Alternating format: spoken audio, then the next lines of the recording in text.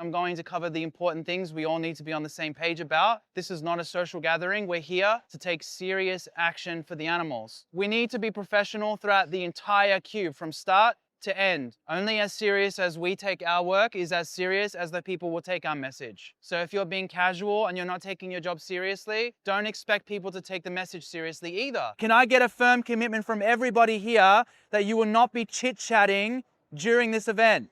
Yep. Yes. Make sure that you are upholding AV's values, protocols, and all around being professional, because that's the least that the animals deserve. Do you agree? Yeah. Vegan activists, that's what we're here to create. Not only vegan activists, but the best kind, the ones who are the most effective. That's our mission. We are here to control what we can control, because we can't convince every single person to go vegan. So do not be attached to that, but go into every interaction thinking, of course, this person wants to respect animals. Of course, they don't want to be oppressors or victimizers. That should be your mentality. Go in optimistically. Your job is to tell everybody what they need to be told on behalf of the animals. There are exactly 4 things that you can control. We are here to master those things and master those things only. Number 1 is what you say. Number 2 is how you say it. Number 3 is who you say it to. And number 4 is how long you say it. When it comes to what you say, stick to our 3 core principles.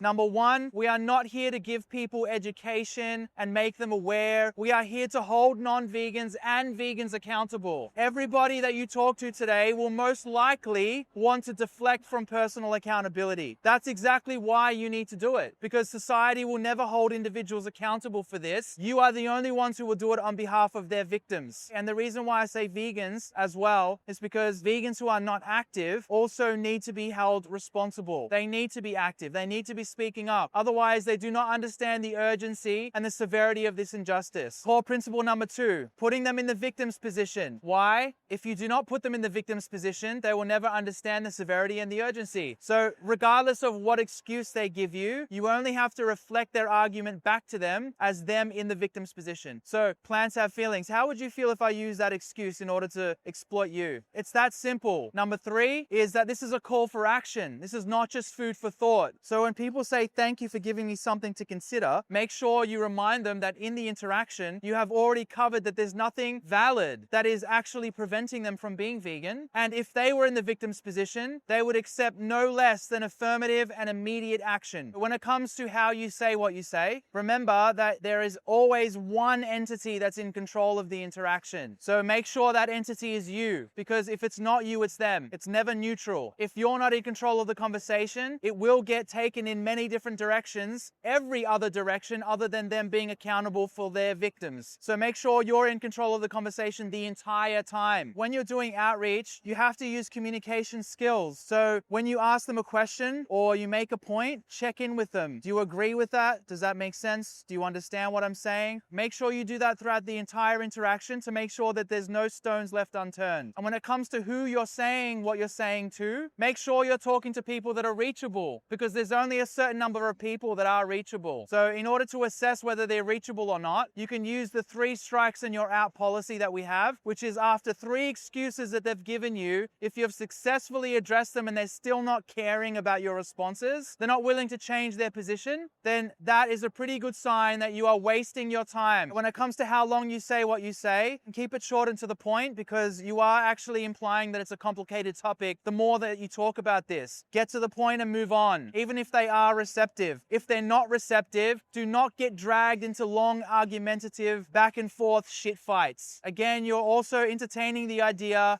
that this is complicated and that justice is up for debate. For those of you who are new and you don't feel confident in your outreach yet, you can do something called shadowing, where you listen in on the more experienced outreachers when they're having their interactions, and this will give you a sense of confidence on how you should talk to people. Now, when you're doing this, don't be a distraction on the interaction. Just stand around like this so that they don't think that you're actually listening to them. Don't literally just stand next to the outreacher. It's uncomfortable. If people are confused by what we're doing or they don't understand what's happening on the screens yet, take a moment to explain it to them. What we are showing is the most common forms of exploitation. Other animals who are exploited by humans. How do you feel about humans exploiting other animals? Don't talk about industries, don't talk about paying for exploitation. We want to get to the core of the issue. Not abuse, not suffering, not killing. Killing is like the 7th worst thing that happens to animals. Exploitation covers everything. Let's go through the flowchart real quick, okay?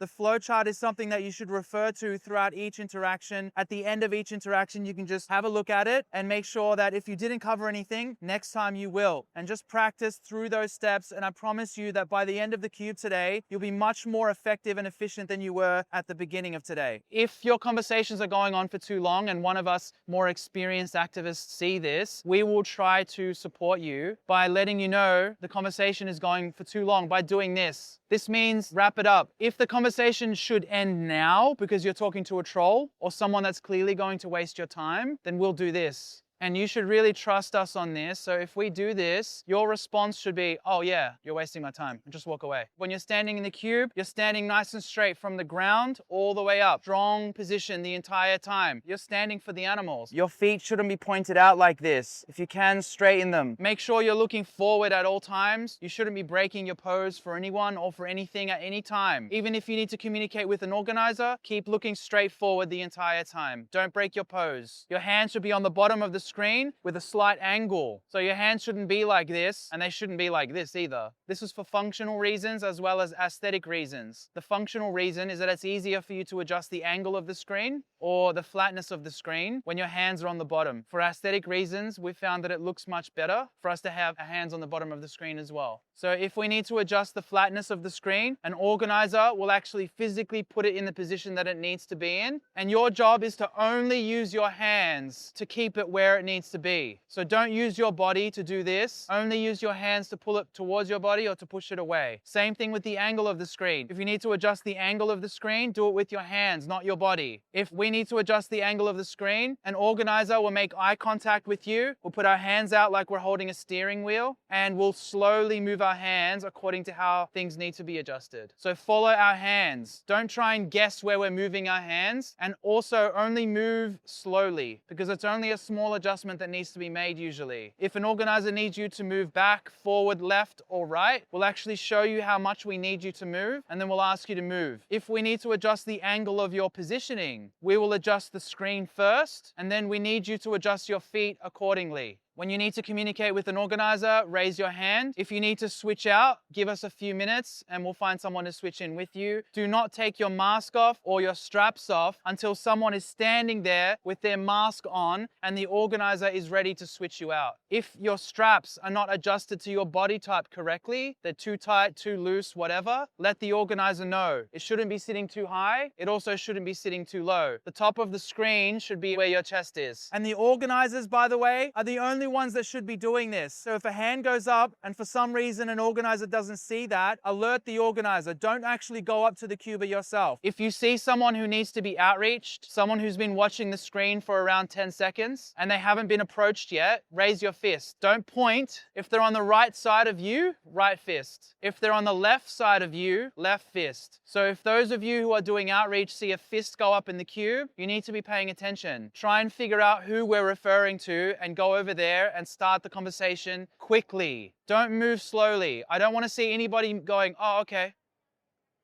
I'm not saying to run, but go quickly. Act with urgency. Start the conversation and get to the point. There's no point in doing this in a slow, soft way. If they're open, they will be open. If they're not, they won't be open. It's that simple. When you approach people, instead of going, hi, just go, hi, hello, how do you feel about humans exploiting other animals? Get straight to the point. If someone's standing there looking at the screen and you're going to come from behind, if there's someone else here that can talk to them, let them talk to them. Because we don't want to go, hello. If there's no other option, there's no one else standing there, then make proper eye contact. Hello, be tactful. Don't block the screens, please. Don't get too close to the screens. If they want to get close, ask them to take one step back so that other people can see the screens. If they don't want to look at the screens, point out the fact that they don't even want to see the screens. Get them to actually look, why don't you pay attention to what's happening here? How would you feel if you were in their position? And keep pointing. Why don't you come a little bit closer so you can see it, but not too close. Find that sweet spot. Keep pointing at the screens whenever you say anything about the animals or the victims. I want to see you all engaged in either outreach interactions,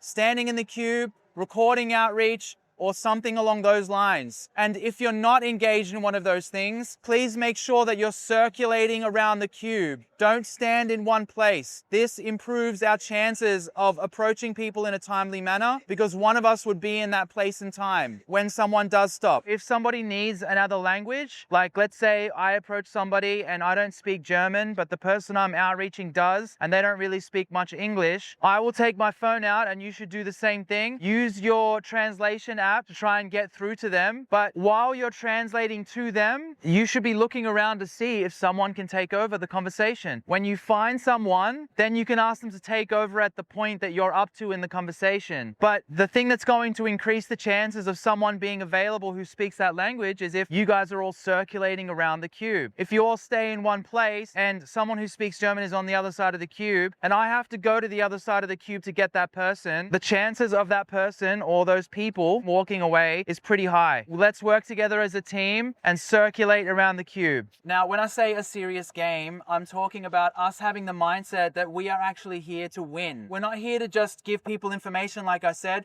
We're here to win something that's bigger than us. Today, I want you guys to remember the commitment that we made, that we are not here to chit-chat. This is not a social gathering. We are here to take serious action for the animals. We're going to go out there together and work really well as a team and fight for animal liberation together. Are you ready?